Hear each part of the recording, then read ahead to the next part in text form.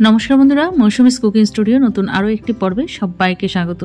आज शेयर करब चिंगड़ी माछेर एकटी दुर्दान्त रेसिपि। गरम गरम भातेर संगे अथवा पोलाओर संगे अपूर्व खेते लागे और तैरी कराटाও किन्तु खूबই सहज। आशा करछि रेसिपिटी भालो लागबे, ताई पुरो भिडियोटी देखार अनुरोध रइल। भालो लागले लाइक दिए चैनलटिके साबस्क्राइब करे आमार संगे थाकार जन्य अनुरोध रइल। आसुन देखे नेওয়া যাক कि करे तैरी करते हबे।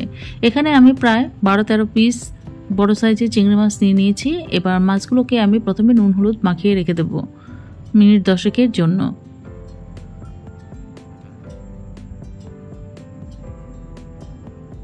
দেখুন নুন হলুদ মাখানো হয়ে গিয়েছে, আমি রেখে দিয়েছি। এবার 10 মিনিট পর ফিরে এলাম। কড়াইতে আমি পরিমাণ মতো তেল দিয়ে দিলাম। সাদা তেল দিয়ে রান্নাটা করছি, আপনারা চাইলে কিন্তু সরষের তেলও রান্নাটা করতে পারেন। তেল বেশ ভালো করে গরম করে নিয়ে প্রথমে আমি মাছগুলোকে হালকা করে ভেজে নেব। मिनिट 2-3 समय धरे माछगुलोके भेजे निलेই হবে। खूब बेशी समय धरे যদি চিংড়ি মাছ ভাজা হয় তাহলে কিন্তু মাছটা শক্ত হয়ে যায়, খেতে ভালো লাগে না। তাই অল্প করে ভেজে নিলেই হবে। মাছগুলোকে তুলে নিচ্ছি। একই রকম ভাবে বাদবাকি মাছগুলোকেও ভেজে নেব।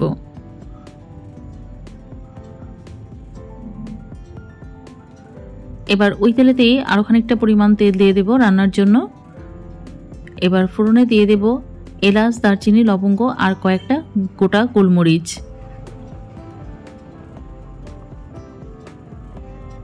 ফোড়নটাকে নেড়ে চেড়ে খানিকক্ষণ ভেজে নিতে হবে। যখন ফোড়নটা থেকে সুন্দর একটা সুগন্ধ বেরোবে তখন আমি এখানে দিয়ে দেব কুচনো পেঁয়াজ। আমি একটা বড় সাইজের পেঁয়াজ কুচি এখানে ব্যবহার করেছি, মিহি করে কুচিয়ে নিয়েছি। পেঁয়াজটাকে কিন্তু বেশ লাল করে ভেজে নিতে হবে, বেরেস্তার মতো করে। কিছুক্ষণ নাড়াচাড়ার পর আমি একটা মশলা তৈরি করব পেঁয়াজটা ভাজা হতে হতে। তার জন্য একটা মিক্সিং জারে নিয়ে নিচ্ছি একটা মিডিয়াম সাইজের টমেটো কুচি, একটা মিডিয়াম সাইজের পেঁয়াজ কুচি, কয়েকটা কাঁচা লঙ্কা, এখানে 7-8 কোয়া রসুন নিয়েছি আর 1 ইঞ্চি আদার টুকরো ছোট টুকরো করে কেটে দিয়েছি। কয়েকটা কাজু নিয়েছি, ভাঙা কাজু 10-12টার মতো। 2টো শুকনো লঙ্কা দিয়ে দিলাম গোটা, আর দিয়ে দিলাম 1 চামচ পরিমাণ গোটা জিরে, আর দিয়ে দেব এখানে 1.5 টেবিল স্পুন পরিমাণ নারকেল কোড়া, ফ্রেশ নারকেল কোড়া আমি এখানে ব্যবহার করেছি। এবার জল দিয়ে একটা মিহি পেস্ট তৈরি করে নেব। এদিক থেকে দেখুন পেঁয়াজটাও কিন্তু বেশ ব্রাউন করে ভাজা হয়ে গিয়েছে। অবশ্যই করে বেশ লাল করে ভেজে নিতে হবে।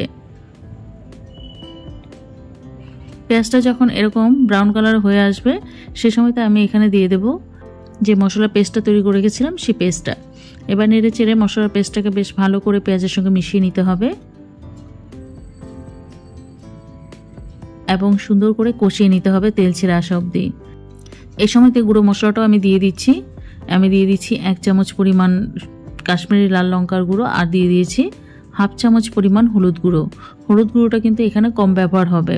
এবার অল্প একটু জল দিয়ে মশলাটাকে ভালো করে কষিয়ে নিতে হবে।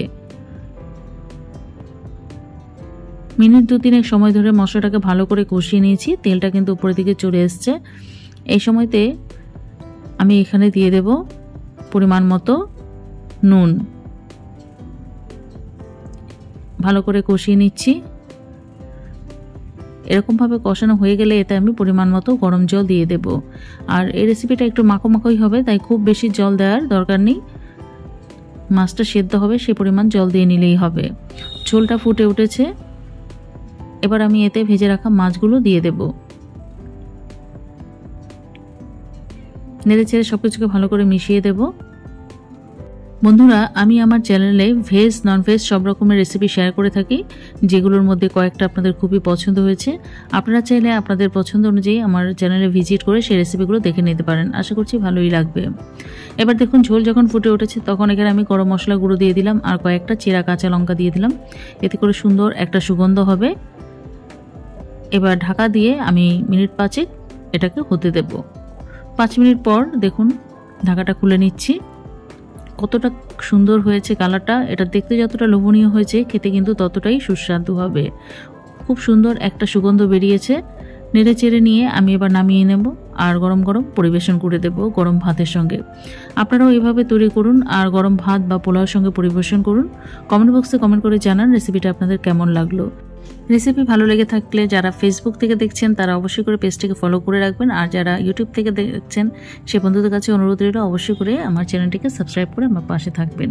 আজ তাহলে চলি, অসংখ্য ধন্যবাদ সঙ্গে থাকার জন্য।